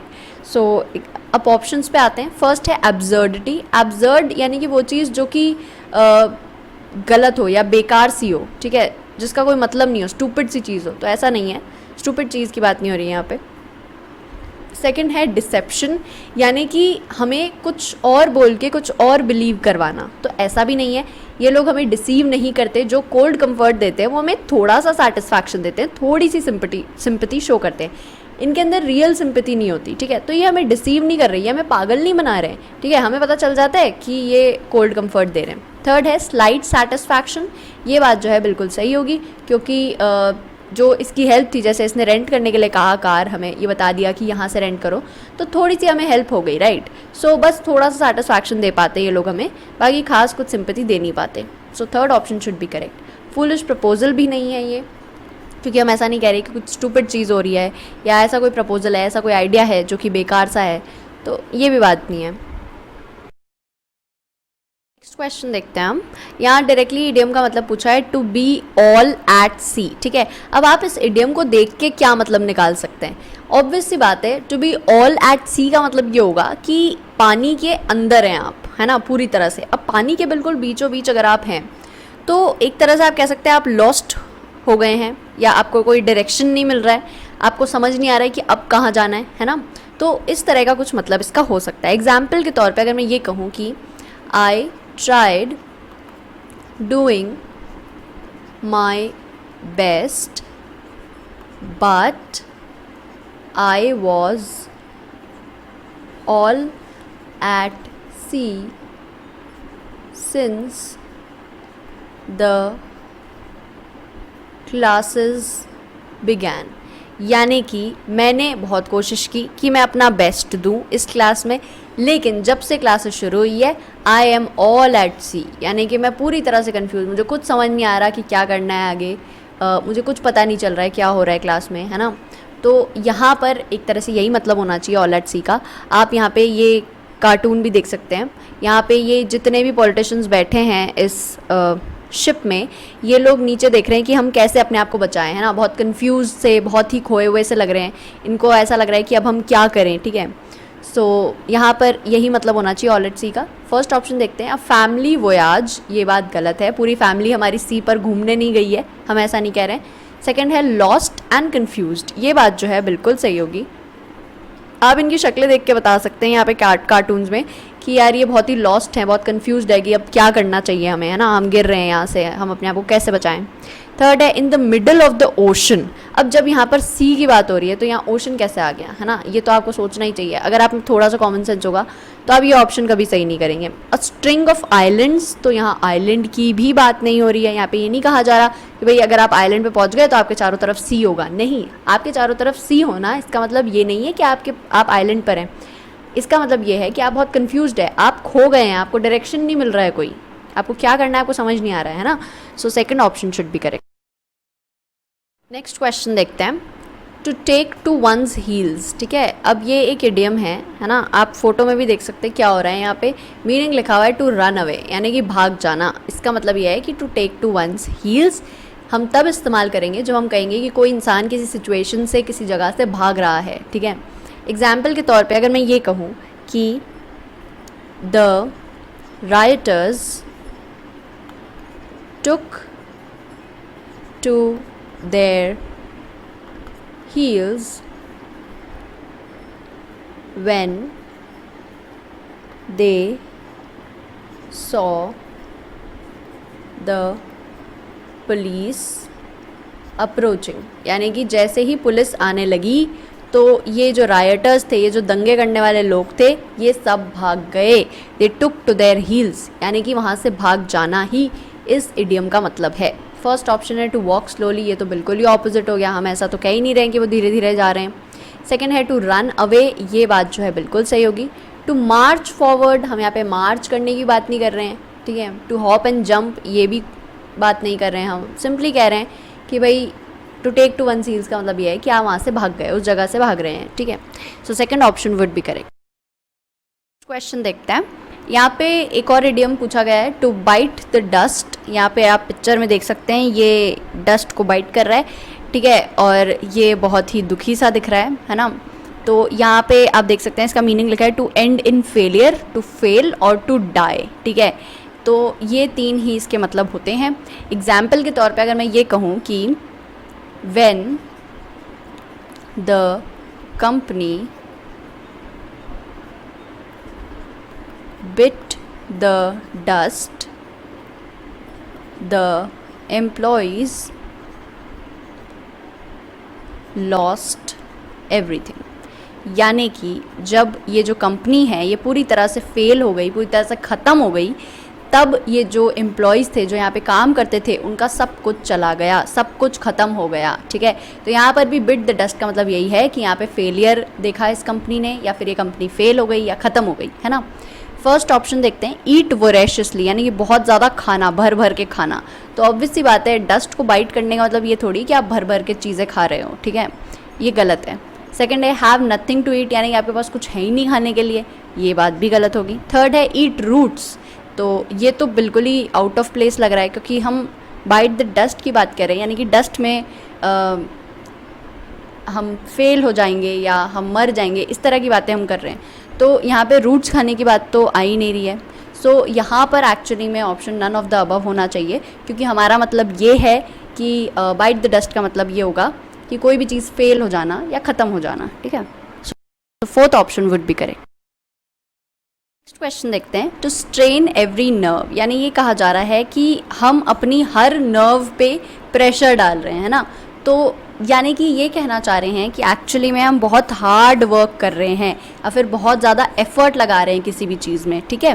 तो एग्जाम्पल के तौर पे अगर मैं ये कहूँ कि I shall strain every nerve to launch my new line of business, ठीक है। अब मैं जो नया बिजनेस चालू करने वाला हूँ उसके अंदर मैं अपनी हर नर्व को स्ट्रेन कर दूंगा, या बहुत ज़्यादा मेहनत करूँगा, या बहुत ज़्यादा एफर्ट लगाऊंगा मैं, ठीक है। तो वो जो है सक्सेसफुल हो जाएगा, ठीक है। तो हम यही कहना चाह रहे हैं यहाँ पे कि हर नर्व को स्ट्रेन करने का मतलब है कि हम बहुत ज़्यादा हार्ड वर्क कर रहे हैं या बहुत ज़्यादा एफर्ट लगा रहे हैं, ठीक है। तो एग्जाम्पल के तौर पे अगर मैं आपको एक और बात कहूँ, मैं ये कहूँ कि if you strain every nerve you will surely be successful, यानी कि अगर आप बहुत ज़्यादा मेहनत करेंगे तो ये श्योर है कि आपको सक्सेस मिलेगी, ठीक है। सो ऑब्वियस सी बात है, यहाँ स्ट्रेन एवरी नर्व का मतलब होगा कि आप बहुत ज़्यादा हार्ड वर्क करेंगे। फर्स्ट ऑप्शन है टू मेक अटमोस्ट एफर्ट्स, ये बात सही होगी क्योंकि हम यही कह रहे हैं कि हम बहुत ज़्यादा हार्ड वर्क कर रहे हैं या बहुत ज़्यादा एफर्ट्स लगा रहे हैं, ठीक है। To feel weak and tired, ये बात गलत होगी, हम यहाँ टायर्ड नहीं हैं, हम यहाँ थके हुए नहीं हैं, हम ये कह रहे हैं कि बहुत सारे एफर्ट्स लगाएंगे। To be a diligent worker, यानी कि हम कॉन्स्टेंटली काम कर रहे हैं, है ना। तो हम ये भी नहीं कह रहे कि हम कॉन्स्टेंटली कोई काम कर रहे हैं या फिर टाइम से हर काम को कंप्लीट कर रहे हैं या कॉन्स्टेंटली काम करे जा रहे हैं। हम सिंपली ये कह रहे हैं कि हमने बहुत सारे एफर्ट्स लगाए हैं, ठीक है, बहुत मेहनत करी है। To be methodical in work, यानी कि एक डिफाइंड मेथड से हम कोई काम कर रहे हैं, तो ऐसा भी नहीं है, हम किसी एक तरीके से वो काम नहीं कर रहे हैं, हम किसी स्पेसिफिक तरीके से काम नहीं कर रहे हैं, हम मेहनत कर रहे हैं, ठीक है, हम एफर्ट्स लगा रहे हैं, हार्ड वर्क कर रहे हैं। So first option would. Next question देखते हैं, यहाँ पे ये कह रहे हैं to flog a dead horse, ठीक है, यानी कि आप एक मरे हुए घोड़े को मार रहे हो, ठीक है, उसको मार रहे हो ताकि वो आगे चले। आप जनरली घोड़े को कब मारते हो, ठीक है, आप उसको तब मारते हो जब वो ज़िंदा होता है, ताकि वो आगे बढ़े, है ना, ताकि वो सीधा चले, है ना, रास्ते पे चले। तो लेकिन अब अगर घोड़ा मरा हुआ है तो आप उसको कितना भी मार लो वो आगे नहीं बढ़ सकता, ठीक है। आपको लगेगा कि आप बहुत ज़्यादा एफर्ट्स लगा रहे हो तो आपका काम हो जाएगा, लेकिन जब घोड़ा ही मरा हुआ है ना, जब वो चीज़ पॉसिबल हो ही नहीं सकती कि वो आगे बढ़े, तो वो कैसे बढ़ेगा, है ना। आप कितने भी एफर्ट्स लगाओ, कितना भी उसको मारो पीटो, है ना, वो आगे नहीं बढ़ने वाला, तो वो चीज़ नहीं होने वाली आपकी, ठीक है। इस इडियम का मतलब यही है कि जो आप करना चाह रहे हो उसमें आप अपने एफर्ट्स को वेस्ट कर रहे हो, क्योंकि वो एक ऐसी चीज़ है जो कि हो ही नहीं सकती। मरा हुआ घोड़ा कभी आगे नहीं बढ़ सकता, आप उसको कितना ही मार लो, ठीक है। एग्जाम्पल के तौर पे अगर मैं ये कहूँ कि he keeps trying to get his book published but he's just flogging a dead horse। यानी कि वो अपनी बुक को पब्लिक करवाने की बहुत कोशिश कर रहा है, लेकिन एक्चुअली में he is just flogging a dead horse. यानी कि वो ऐसा काम करने की कोशिश कर रहा है जो कि इम्पॉसिबल है, क्योंकि हो सकता है उसकी बुक जो है वो खुद ही बेकार हो, है ना, वो कैसी हो ही ना हो कि वो पब्लिश हो सके, उस तरह की बुक ही ना हो, है ना, कुछ भी ऐसा हो सकता है। लेकिन वो जो एफर्ट्स है अपने उस पर वेस्ट कर रहा है, और हम कह सकते हैं कि वो ऐसी चीज़ करने की कोशिश कर रहा है जो कि पॉसिबल ही नहीं है ना। कीप्स ट्राइंग का मतलब ये है कि काफ़ी टाइम से नहीं हो रही है ना, हम यहाँ पे काफ़ी टाइम से इस घोड़े को मार रहे हैं, फिर भी वो आगे नहीं बढ़ रहा है ना, तो हम ऐसा कुछ करना चाह रहे हैं जो कि नहीं हो सकता, है ना। फर्स्ट ऑप्शन है to whip a dead horse, ये बात गलत है, हम एक्चुअली में किसी मरे हुए घोड़े को नहीं मार रहे हैं। To attempt to do the impossible, ये बात जो है बिल्कुल सही है, हम ऐसा कुछ करना चाह रहे हैं जो कि पॉसिबल ही नहीं है ना। वेस्ट वंस एफर्ट्स, ठीक है, ज़रूरी नहीं है हमेशा हम अपने एफर्ट्स को वेस्ट कर रहे हो, but generally it is like कि आप उस चीज़ के लिए एफर्ट कर रहे हो जो कि पॉसिबल ही नहीं है ना। सो थर्ड ऑप्शन भी गलत होगा। To take advantage of a weakness, तो आप किसी की वीकनेस की भी एडवांटेज नहीं ले रहे हो। अब आपको हो सकता है ऐसा लगे कि यार डेड हॉर्स है, हम उसको मार रहे हैं तो हम जीत गए, तो ऐसा नहीं हो सकता। ऑब्वियसली हम ऐसा नहीं कह रहे कि किसी वीक इंसान को मार के आप जीत जाएंगे, नहीं, हम ये कह रहे हैं कि आप ऐसी चीज़ में एफर्ट लगा रहे हो, क्योंकि ऑब्वियसली बात है ना, आप घोड़े को मारोगे तो वो आगे चलेगा, है ना, अगर मरे हुए घोड़े को मारोगे वो आगे नहीं चलेगा। सो ऑब्वियसली बात है, आप जिस चीज़ पर एफर्ट डाल रहे हो वो पॉसिबल ही नहीं है, तो वो आगे कैसे बढ़ेगी, आप कितने भी एफर्ट्स कर लो फिर वो चीज़ हो ही नहीं सकती ना। So second option would be correct. Next question देखते हैं। To show a clean pair of heels, यानी कि यहाँ पर ये कहा जा रहा है कि आप किसी से भाग रहे हैं जनरली, ठीक है, किसी से बचने की कोशिश कर रहे हैं और भाग रहे हैं, ठीक है, तो इसका मतलब एग्जैक्टली यही होना चाहिए। एग्जाम्पल के तौर पे यहाँ पे आप जो फ़ोटो देख रहे हैं उसमें ये एक चोर है, ठीक है, और इसके पीछे पुलिस पड़ी हुई है और चोर जो है वो भाग रहा है, तो इसके लिए कहा गया है the thief showed a clean pair of heels to the police, यानी कि वो भाग रहा है वहाँ से, ठीक है। एग्जाम्पल एक और मैं दे सकती हूँ, जैसे अगर मैं ये कहूँ कि Rita showed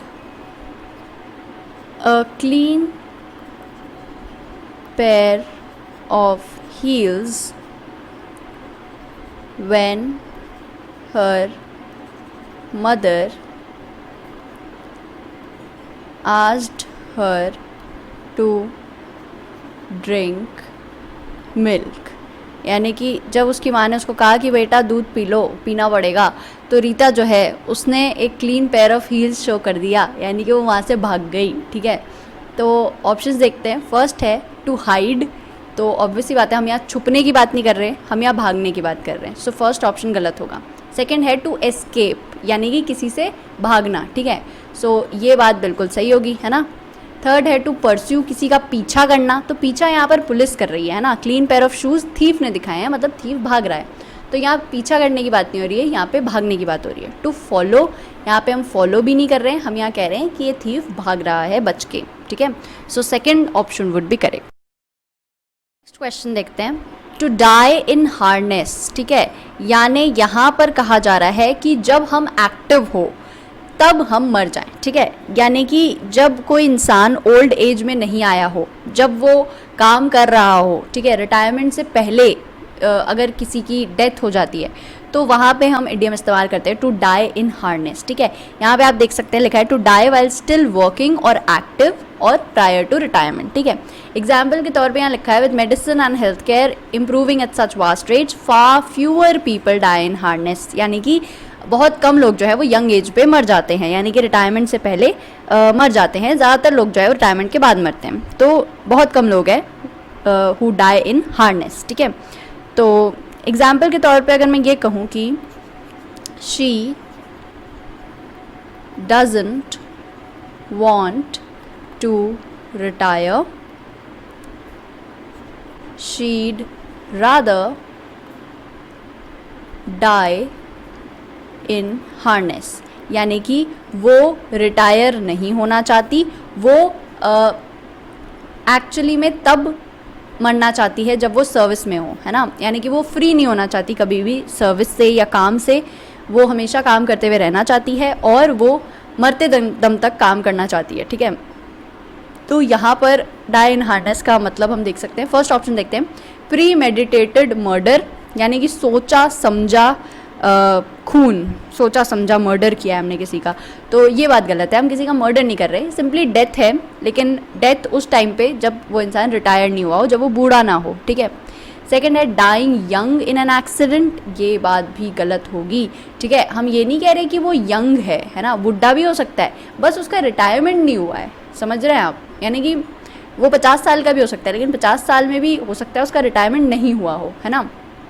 so it's not about dying young, it's about dying before retirement. Third है to die while in service, ये बात जो है बिल्कुल सही है कि हम किसी को सर्विस दे रहे थे और हम मर गए, जैसे हम ऐसा भी कह सकते हैं कि our soldiers die in harness, क्योंकि वो हमारी कंट्री को सर्विस दे रहे थे और तब वो उनकी डेथ हो गई। So third option should be correct. Fourth है to be taken by surprise, ये बात गलत है, हम कोई हमारे साथ कोई सरप्राइज नहीं हो रहा है, ठीक है, तो थर्ड ऑप्शन सही होगा। नेक्स्ट क्वेश्चन देखते हैं, टू फेदर वंस नेस्ट, यानी ये कहना चाह रहे हैं कि भाई अपने खुद के प्रॉफिट को देखना, है ना, किसी भी चीज़ में। एग्जाम्पल के तौर पे अगर मैं ये कहूँ कि the director was supposed to give the money in charity but he decided to feather his own nest, यानी कि एक्चुअली में उसने कहा था कि मुझे जितना प्रॉफिट मिलेगा उसको मैं चैरिटी में दूंगा, ठीक है। अब लोगों ने चैरिटी कर दी ये समझ के कि वो डोनेट होगा, लेकिन उस सारे पैसे को डायरेक्टर ने अपने फ़ायदे के लिए इस्तेमाल कर लिया, ठीक है, अपने प्रॉफिट के लिए इस्तेमाल कर लिया। तो एक तरह से फेदर योर ओन नेस्ट का मतलब है कि आप प्रॉफिट तो कमा रहे हो लेकिन गलत तरीके से कमा रहे हो, ठीक है। फर्स्ट ऑप्शन है to make a residential house, ये बात गलत है, हम ये नहीं कह रहे हैं कि जैसे बर्ड्स नेस्ट बनाती है वैसे हम भी एक घर बना रहे हैं, हम ऐसा नहीं कह रहे। सेकेंड है something that last for a short time, ऐसा भी हम नहीं कह रहे कि थोड़े से टाइम के लिए होता है ये, हम ये कह रहे हैं कि अपना प्रॉफिट करवा रहे हैं हम गलत तरीके से। थर्ड है to profit in a dishonest way, ये बात जो है बिल्कुल सही होगी क्योंकि हम यही कहना चाह रहे हैं, so third option would be correct. Next question देखते हैं, she could never measure up to her parents expectations, यानी कि ये कहना चाह रहे हैं कि वो कभी भी अपने पेरेंट्स की एक्सपेक्टेशंस को पूरा नहीं कर पाई, ठीक है। मेजर अप यानी कि इसका मतलब ये है कि पूरा नहीं कर पाना किसी की एक्सपेक्टेशंस को, या उस लेवल तक नहीं पहुंच पाना जितने लेवल पे कोई दूसरा इंसान आपसे एक्सपेक्ट कर रहा है, ठीक है। तो एग्जाम्पल के तौर पे अगर मैं ये कहूँ कि टीना could not measure up to her teachers' expectations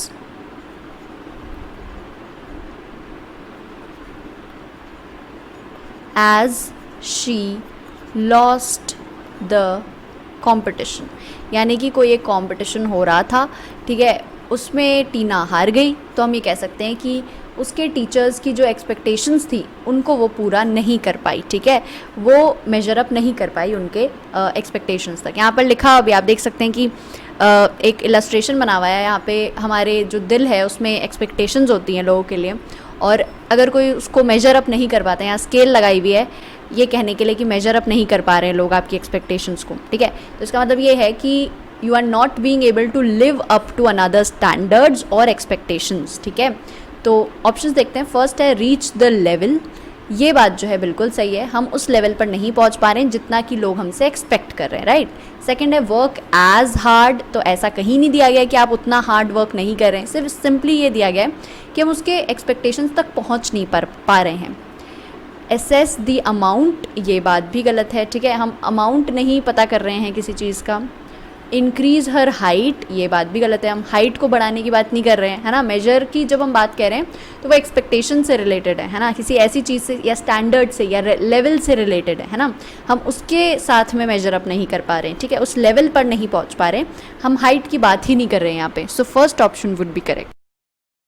next question देखते हैं। The little girl with her flawless performance stall the show, यानी कि हम ये कहना चाह रहे हैं कि ये जो छोटी बच्ची थी उसकी परफॉर्मेंस इतनी अच्छी थी कि उसने शो को स्टील कर लिया, या हम ये कह सकते हैं कि पूरे शो के अंदर वही छाई हुई थी, है ना। किसी हम कहते हैं ना कि कोई छाया हुआ है शो में, या फिर हम कहते हैं कि किसी ने आग लगा दी शो में, है ना। तो वो इंग्लिश में अगर हम कहेंगे इडियम के तौर पे तो हम कहेंगे कि ही स्टोल द शो, ठीक है। यहाँ पे पिक्चर में भी आप देख सकते हैं ये जो बच्चा है ये बहुत ही स्मार्ट सा दिख रहा है और इसने कोई अच्छी सी परफॉर्मेंस की होगी, इसलिए यहाँ लिखा हुआ है Lerny was absolutely brilliant in this play, he stole the show. अब इस प्ले के अंदर इसने बहुत अच्छी एक्टिंग करी होगी, तो ये कह रहे हैं कि ही स्टोल द शो, यानी कि उसने स्टेज पे आग लगा दी, है ना। फर्स्ट ऑप्शन है stole something from the show, यानी कि शो में से कुछ उसने चोरी कर लिया, तो ये बात गलत है, हम यहाँ पे चोरी करने की बात नहीं कर रहे हैं। क्रेप्ट इनटू द शो, यानी कि शो के बीच में घुस गया, तो ऐसी भी बात नहीं है, वो कहीं से घुसा नहीं है, वो शो में था पहले से, बट उसने बहुत अच्छा परफॉर्म किया, है ना, आग लगा दी। थर्ड है वन एवरीबडीज प्रेज, ये बात जो है बिल्कुल सही होगी, क्योंकि ऑब्वियस सी बात है जब आप कुछ बहुत अच्छा करोगे तो आपको सब लोग प्रेज करेंगे ना। डिसअपियर्ड फ्रॉम द शो, यानी कि शो से गायब ही हो गया, तो ये बात भी गलत है, हम ऐसा नहीं कह रहे कि वो गायब हो गया, बट उसने काफ़ी अच्छा काम किया शो के अंदर, है ना। सो third option would be correct. Next question देखते हैं। The thief was on good terms with the police, यानी ये कहा जा रहा है कि ये जो थीफ है ना उसकी पुलिस के साथ दोस्ती यारी थी, ठीक है, गुड टर्म्स पे था वो पुलिस के साथ, ठीक है, जान पहचान थी बहुत अच्छी, है ना। तो यहाँ पे आप देख सकते हैं फोटो में भी ये अपना पुलिस है ना, और ये अपना चोर है, तो ये दोनों मिलके और दावत कर रहे हैं, साथ में बैठ के खाना खा रहे हैं, है ना, गुड टर्म्स पे हैं, काफ़ी दोस्ती है इनकी बहुत अच्छी, है ना। एग्जाम्पल के तौर पे मैं ऐसा कह सकती हूँ कि me and my best friend are not on good terms right now, यानी कि अभी के टाइम पे मैं और मेरी बेस्ट फ्रेंड हम दोनों गुड टर्म्स पे नहीं हैं, यानी कि अभी हमारी दोस्ती जो है वो थोड़ी सी ख़राब चल रही है, right. So exactly good terms का मतलब यही है कि दोस्ती होना आपकी, यानी कि अच्छे से एक साथ रहना, है ना। फर्स्ट ऑप्शन है केप्ट टर्म्स एंड कंडीशंस, ये बात गलत है, हम यहाँ किसी डील की बात नहीं कर रहे हैं। गुड टर्म्स का मतलब है कि दोस्ती होना, है ना, यारी होना। सेकेंड है वॉज फ्रेंडली, ये बात जो है बिल्कुल सही होगी। आपको हो सकता है ये लगे कि यार थीफ है उसकी पुलिस के साथ दोस्ती कैसे हो सकती है, बट थी यार, कोई भी हाइपोथेटिकल सिचुएशन है ना, ये ऑन गुड टर्म्स का मतलब सीधा सा ये होता है कि वो फ्रेंडली था, ठीक है। फॉलोड द रूल्स, ये बात भी गलत है, यहाँ पे रूल्स फॉलो करने की बात नहीं हो रही है। अग्रीड विद देम, ये भी गलत है, हम ये नहीं कह रहे कि जो चोर है वो पुलिस की हर बात से अग्री करता था, है ना, ऐसा नहीं कह रहे, हम ये कह रहे हैं ऑन गुड टर्म्स का मतलब है कि दोनों साथ में काफ़ी फ्रेंडली थे, है ना, काफ़ी दोस्ती थी उनकी, काफ़ी अच्छे से साथ में रहते थे। So second option would be correct. Next question देखते हैं। John's offer of help was turn down by the police, यानी कि जॉन ने पुलिस को कहा, ऑफर दिया कि मैं आपकी हेल्प करना चाहता हूँ, तो पुलिस ने उसको टर्न डाउन कर दिया, यानी कि मना कर दिया कि हमें तुम्हारी कोई हेल्प नहीं चाहिए, ठीक है। यहाँ पे भी आप देख सकते हैं, यहाँ पे अजीब सा मुंह बना के खड़ा हुआ है जैसे कि किसी चीज़ को रिजेक्ट कर रहा हो, और यहाँ लिखा है कि टू रिजेक्ट एन ऑफर और a request from someone else, ठीक है। एग्जाम्पल के तौर पे I had to turn down the invitation because I was busy that day, यानी कि मुझे कहीं जाने का इन्विटेशन मिला था पार्टी में, लेकिन मैंने उसको रिजेक्ट कर दिया या मना कर दिया क्योंकि मैं बहुत बिजी था उस दिन, ठीक है। सो यहाँ पे हम ऑप्शंस देखते हैं। फर्स्ट है सेंट बैक, ऑब्वियस सी बात है, जॉन के ऑफर को पुलिस वापस से भेज क्यों देगी, है ना, वापस से भेजेगी नहीं, मना कर सकती है। यहाँ पे भी हम इन्विटेशन को वापस से नहीं भेज सकते, मना कर सकते हैं। सेकंड है ट्विस्टेड अराउंड, ये बात भी गलत होगी, है ना, हम किसी चीज़ को ट्विस्ट नहीं कर रहे, है ना, घुमा नहीं रहे किसी चीज़ को। थर्ड है रिफ्यूज्ड, ये बात जो है बिल्कुल सही होगी, क्योंकि हम यही कह रहे हैं कि हमने मना कर दिया, राइट, हमने रिजेक्ट कर दिया। फोर्थ है हैंडेड ओवर, कोई चीज़ हमने किसी को दी, ये बात भी गलत है, हम किसी को कुछ नहीं दे रहे, हम सिंपली रिफ्यूज़ कर रहे हैं, ठीक है। किसी को टर्न डाउन कर रहे हैं, किसी का ऑफर या कोई रिक्वेस्ट कर रहा है तो उसको हम टर्न डाउन कर रहे हैं, है ना, मना कर रहे हैं, रिजेक्ट कर रहे हैं। So third option would be correct. Next question देखते हैं. Having no arguments to defend his point, the speaker began to beat around the bush या बीट अबाउट द बुश. ये दोनों ही जो इडियम्स हैं, इन दोनों का एक ही मतलब होता है. ठीक है, अब यहाँ पे ये कहना चाह रहे हैं कि एक्चुअली में ये जो स्पीकर है, इसके पास कोई खास पॉइंट्स थे नहीं. ठीक है, ये कोई डिबेट में था शायद, या कहीं पे कोई स्पीच दे रहा था. अब इसके पास अपनी बात को डिफेंड करने के लिए कोई आर्ग्यूमेंट नहीं बचा. ठीक है, इसके पास कोई प्रूफ नहीं बचा, कोई एविडेंस नहीं बचा अपनी बात को प्रूव करने के लिए.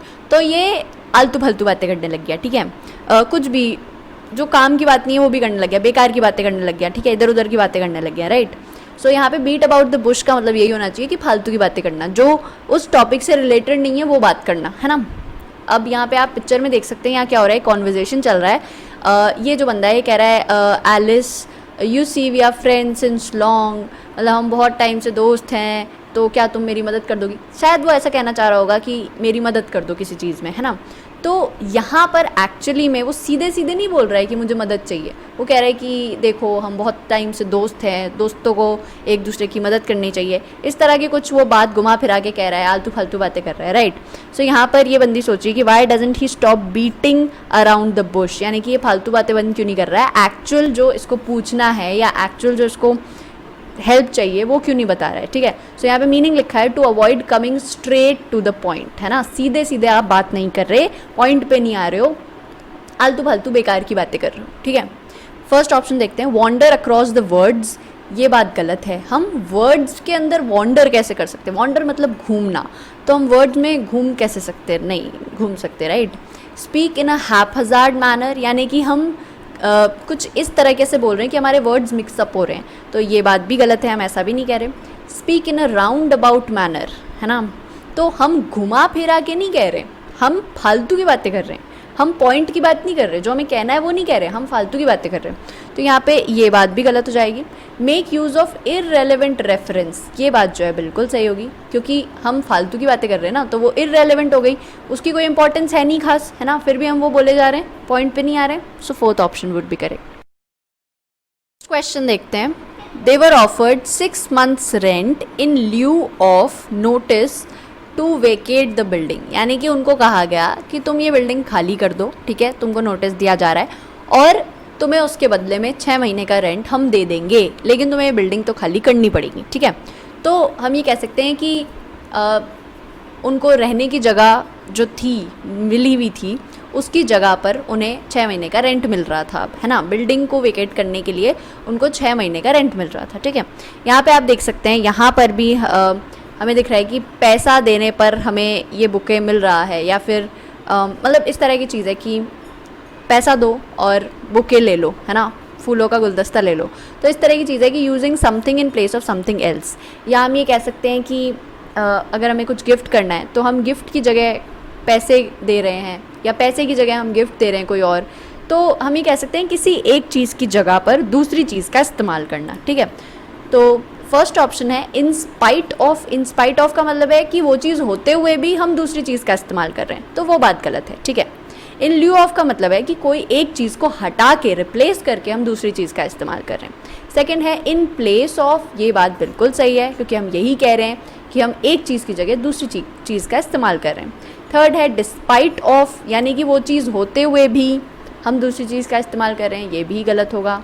फोर्थ है इन एडिशन टू, यानी कि हमारे पास कोई एक चीज़ है और हमें दूसरी चीज़ भी चाहिए, तो ये भी गलत होगा. ठीक है. इन ल्यू ऑफ का मतलब होता है कि आप किसी की जगह पर किसी दूसरी चीज़ को इस्तेमाल कर रहे हैं. So second option would be correct.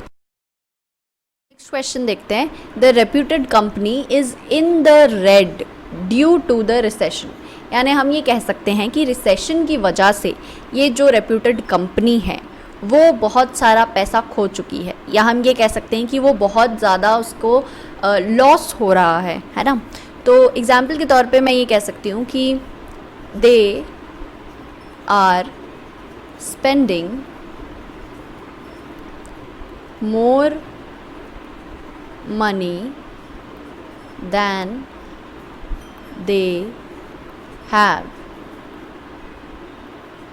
They will soon be in the red, यानी कि बहुत जल्दी उनके साथ कोई प्रॉब्लम होने वाली है, क्योंकि वो जितना उनके पास पैसा नहीं है उससे ज़्यादा पैसा वो स्पेंड कर रहे हैं, उससे ज़्यादा पैसा वो खर्च कर रहे हैं। तो यहाँ पर भी इस कंपनी की भी यही हालत है कि भाई बहुत ज़्यादा लॉस में जा रही है ये कंपनी, ठीक है। इसका भी पैसा जो है वो ख़त्म हो रहा है, बहुत प्रॉब्लम होने वाली है इसको भी, ठीक है। फर्स्ट ऑप्शन है मेकिंग मनी, तो ये बात तो बिल्कुल गलत हो जाएगी, क्योंकि अगर वो पैसा बना रही होती, ठीक है, तो वो इन द रेड नहीं होती। रेड को हम डेंजर का साइन मानते हैं, राइट। सो यहाँ पे पैसा बना नहीं रही है, और रिसेशन में आप पैसा नहीं बना सकते, राइट। रिसेशन वो टाइम होता है जब जितनी भी कंपनीज होती हैं, बिजनेसेस होते हैं, वो लॉस में जा रहे होते हैं। सेकंड है लूजिंग मनी, तो हम पैसा खो भी नहीं रहे हैं एक तरह से, हम ये कह रहे हैं कि हमारी जो कंपनी है वो डिटीरियोरेट हो रही है ना, या उसके हमें बहुत लॉस हो रहा है, लेकिन हम पैसा खो नहीं रहे हैं, है ना। हमारा पैसा कम नहीं हो रहा है, ठीक है। हम ये कह सकते हैं कि हम काफ़ी प्रॉब्लम में हैं। सो second option would also be wrong. Third is in danger, ये बात बिल्कुल सही होगी, क्योंकि इन द रेड का मतलब यही है कि अब हम डेंजर में हैं, अब हमारी कंपनी प्रॉब्लम में आ जाएगी, क्योंकि हमारे पास पैसे नहीं हैं, हम बहुत लॉस में चल रहे हैं, ठीक है। तो हम पैसे लूज़ नहीं कर रहे हैं, हम डेंजर में हैं। फोर्थ इज स्पेंडिंग मनी, ये बात भी गलत है। इन द रेड का मतलब स्पेंडिंग मनी नहीं होता, इन द रेड का मतलब होता है कि भाई आप जो है बहुत ज़्यादा लॉस में जा रहे हैं, आपके साथ प्रॉब्लम्स हो रही हैं, ठीक है। So third option would be correct. Question देखते हैं। When the principal was entering the class, all my friends quietly disappeared, leaving me alone to face the music. यानी ये कहा जा रहा है कि दोस्त जो होते हैं वो सारे बेकार होते हैं, जब आपको डांट पड़ने वाली होती है तो आपको अकेला छोड़ के चल जाते हैं। वैसा ही यहाँ पे भी हुआ, प्रिंसिपल आया क्लास में तो जितने भी दोस्त थे वो सारे छुप गए, इधर उधर चले गए, और वो अकेला वहाँ पर रह गया टू फेस द म्यूज़िक, यानी कि जो उसने गलती करी थी उसके बारे में उसको सुनना पड़ रहा था अब, ठीक है। यहाँ पे आप पिक्चर में भी देख सकते हैं, ये जो हमारा बच्चा है इसका नाम है मोहन, और ये अपने पेरेंट्स की वजह से इसे म्यूज़िक फेस करना पड़ रहा है, क्योंकि इसने कोई गलती करी होगी। जैसे एग्जाम्पल के तौर पे हम कह सकते हैं कि Mohan broke the expensive watch, so now he has to face the music, है ना। यहाँ पे लिखा भी है इसका मतलब to accept responsibility for something you have done, है ना। फर्स्ट ऑप्शन देखते हैं यहाँ, टू लिसन टू हिम। अब यहाँ पर हम कह सकते हैं कि एक तरह से उसे सुन नहीं रहा था, वो प्रिंसिपल को वो सुन नहीं रहा था। हम ये कह सकते हैं कि वो प्रिंसिपल उसको डांट रहा था, राइट, बुरी चीज़ें बोल रहा था। तो यहाँ पे प्रिंसिपल की बात नहीं सुनी जा रही थी, प्रिंसिपल के ताने सुने जा रहे थे, ठीक है। प्रिंसिपल उसे ताने दे रहा होगा ऑब्वियसली। सेकंड है to enter into the class, ये बात भी गलत है। हम फेस द म्यूज़िक का मतलब किसी क्लास में एंटर होना तो नहीं हो सकता। थर्ड है टू बेयर द क्रिटिसिज्म, ये बात बिल्कुल सही होगी, क्योंकि यहाँ पर प्रिंसिपल ताने दे रहा था उसको और वो सब कुछ सहन कर रहा था, उसको सहन करना पड़ रहा था। To listen to a favourable comment, ये बात तो बिल्कुल ही गलत होगी, क्योंकि यहाँ पर इसने गलती करी है, तो हम ये कह सकते हैं कि कोई अच्छा कमेंट तो उसको मिला नहीं होगा प्रिंसिपल से। यहाँ भी पिक्चर में कोई अच्छा कमेंट तो मिलता हुआ दिख नहीं रहा है। So third option would be correct. Question देखते हैं। The Kenyan team prove to be the dark horse in the ICC World Cup cricket, यानी यहाँ पे बात हो रही है, जिनको क्रिकेट के बारे में थोड़ी सी भी नॉलेज है उनको पता होगा कि केन्या की जो टीम है उसे लोग समझते हैं कि बिल्कुल ही बेकार टीम है, और वो कभी कभी तो मतलब ज़्यादातर क्वालिफाई भी नहीं कर पाती है वर्ल्ड कप क्रिकेट के लिए। लेकिन जब भी जिस भी साल की ये बात हो रही है उस टाइम पे कहा जा रहा है कि केन्या की जो टीम है it prove to be the dark horse, यानी कि हम कह सकते हैं कि एक्चुअली में लोगों को लग नहीं रहा था कि ये उतनी अच्छी टीम होगी, लेकिन लोग सरप्राइज हो गए इसको देख के, है ना। इनको लगा कि ये तो जीत ही नहीं सकती है, फिर भी इसने काफ़ी अच्छा परफॉर्म किया इस वर्ल्ड कप क्रिकेट में, ठीक है। तो इसलिए इसे डार्क हॉर्स कहा जा रहा है। एग्जाम्पल के तौर पे अगर मैं ये कहूँ कि Sadhana proved to be the dark horse in the poetry competition, यानी कि भाई ये जो पोएट्री कंपटीशन हो रहा था इसके अंदर किसी को नहीं लगा था कि साधना उतनी अच्छी पोएट्री लिखती है, फिर भी she prove to be the dark horse, क्योंकि लोगों को नहीं लग रहा था कि वो उतनी अच्छी पोइट्री लिख पाएगी या वो जीत पाएगी, फिर भी वो जीत गई, ठीक है। किसी ने ये अंदाज़ा नहीं लगाया था कि वो जीत जाएगी, लेकिन वो जीत गई। यहाँ पे आप देख सकते हैं someone who keeps their skills and ideas secret and surprises others by doing something unexpected, ठीक है।